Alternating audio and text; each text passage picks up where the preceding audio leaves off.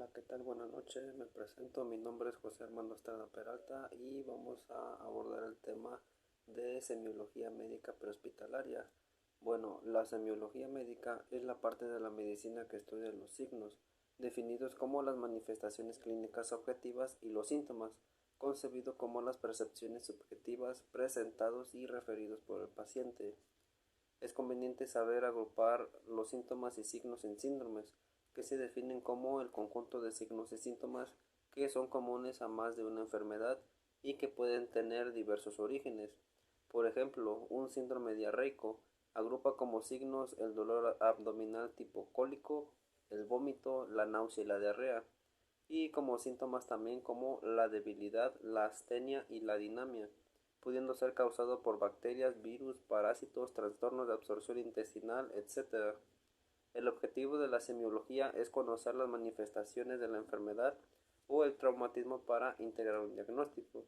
El diagnóstico para los técnicos en urgencias médicas generalmente se circunscribe a un diagnóstico sindromático o un diagnóstico presuncional. En pocas ocasiones se podrá establecer en esta etapa de la atención médica un diagnóstico etiológico o nosológico preciso. Esta información es obtenida generalmente durante el interrogatorio y la exploración física segmentaria en el contexto del contacto inicial con el paciente. Se utiliza el método clínico para efectuar esta integración. Para recabar la información necesaria es muy importante el método que el técnico en urgencias médicas tenga su capacidad para relacionarse con el paciente. Debe saber qué preguntar y cómo hacerlo. En esta interacción con el paciente con la cual se obtiene la información más valiosa cuando se logra la confianza del paciente o cuando el individuo no es capaz de comunicarse, manejar dicha información de manera adecuada con familiares o conocidos. Tenemos una identificación de síntomas. Durante la conversación con el paciente se debe investigar y caracterizar cada síntoma. Por ejemplo, punto número uno, ¿qué es lo que siente? Tratando de conseguir que el paciente describa el problema con sus propias palabras sin inducir las respuestas. Tenemos también dónde siente la molestia. Debemos ubicar con la mayor precisión posible el sitio de inicio del síntoma. También la forma de inicio del síntoma, en la cual debemos determinar con certeza si el síntoma se presenta de manera súbita, si es de aparición gradual e inclusive determinar si es la primera vez que se presenta o si hay una historia repetida de aparición. También cómo ha evolucionado. La problemática, la problemática ha ido en aumento, ha disminuido o se ha mantenido estable. ¿Con qué se modifica el síntoma? Debemos establecer qué factores lo mejoran y cuáles lo empeoran, y también con qué otros síntomas o manifestaciones se relacionan. Es conveniente establecer prioridad en el análisis de los distintos síntomas, ya que en algunos tienen mayor importancia que otros. En este punto, pues, la experiencia desempeña un papel fundamental en el establecimiento de las prioridades. También tenemos lo que es la semiología del dolor, en el cual, en el caso del dolor, es el síntoma y signo más común en situaciones de urgencia, en el cual debemos precisar diferentes puntos. El primero es donde duele. Debemos determinar el sitio exacto donde se manifiesta el dolor. Se le puede pedir al paciente que señale con un solo dedo el lugar exacto. Cuando el dolor es difuso, el individuo generalmente emplea la palma de la mano refiriendo una o varias regiones. Punto 2. Tenemos lo que es la aparición, en la cual puede aparecer de manera brusca y súbita o ser más gradual. La forma en que desaparece el dolor también puede ser importante. Punto 3. ¿Cuál es la característica del dolor? En este punto es importante que el técnico en urgencias médicas evite inducir la respuesta del paciente con respecto a las características del dolor. Lo más recomendable es permitir la libre descripción del dolor utilizada por el paciente y referirla a acciones concretas, tales como un dolor cólico, en el cual se presenta periódicamente aumentando la intensidad hasta llegar a un punto máximo para luego disminuir.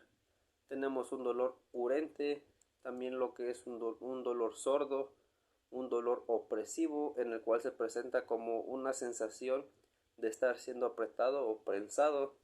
Tenemos el dolor pulsátil, tenemos el dolor neurálgico, en el cual se describe el dolor sobre el trayecto de uno o varios nervios. Tenemos el dolor punzante, tenemos también el dolor fulgurante, en el cual es referido como una descarga eléctrica. Tenemos también el dolor terebrante, en el cual es un dolor intenso con sensación de estar siendo perforado con un taladro. Tenemos también el dolor transfictivo, que se describe como un dolor que atraviesa una porción del cuerpo que va del sitio de inicio hacia otro referido. También tenemos lo que es una intensidad. Es importante mencionar que no existe un instrumento capaz de medir la intensidad del dolor. Los umbrales de dolor varían de acuerdo con la persona y en ciertas situaciones extremas. El dolor se puede interferir en distintas formas, ya sea limitando los movimientos, afectando la actividad diaria y el estado anímico, no dejando dormir, entre otros más. Por ello es necesario evaluar las expresiones que usa el mismo paciente, ver en qué medida lo afecta, cómo lo limita, qué hace para aliviarlo, qué analgésico requiere usar, etcétera. Tenemos también lo que es la irradiación, en el cual se debe establecer si el dolor se presenta en un sitio único. También tenemos factores que lo modifican. Es necesario establecer las circunstancias que incrementan el dolor, las situaciones que lo mitigan y las que lo eliminan. Esto puede incluir cambios de posición, hora del día, consumo de alimentos, ingestión de medicamentos. Se debe determinar cuál, con qué dosis y si fue prescrito por un médico. La evolución en caso de dolor repetitivo crónico, es importante determinar cómo se ha modificado con el transcurso del tiempo. La evolución puede ser corta o larga y durar minutos, días o más tiempo. Se puede presentar en crisis que pasan por completo o que dejan un trasfondo de dolor. El ritmo. Un síntoma cambia durante el día en relación con los factores específicos. En el periodo, el dolor se presenta varios días, luego pasa y reaparece un tiempo después. En este punto también se consideran los síntomas que se relacionan con las estaciones del año. La asociación. Se debe intentar correlacionar la presencia de dolor con otras manifestaciones clínicas. También tenemos lo que es la semiología de los signos, en el cual los signos clínicos de las enfermedades deben ser buscados y evaluados por el técnico en urgencias médicas durante la exploración física segmentaria. En algunas ocasiones se efectúa un breve interrogatorio dirigido cuando se detecta la presencia de algún signo. Debemos considerar que algunos signos son susceptibles de cuantificarse, como por ejemplo lo que es la temperatura elevada o el incremento de la frecuencia cardíaca. Algunos otros signos solo se califican, como los reflejos pupilares, el grado de ictericia que se presenta o el nivel de conciencia.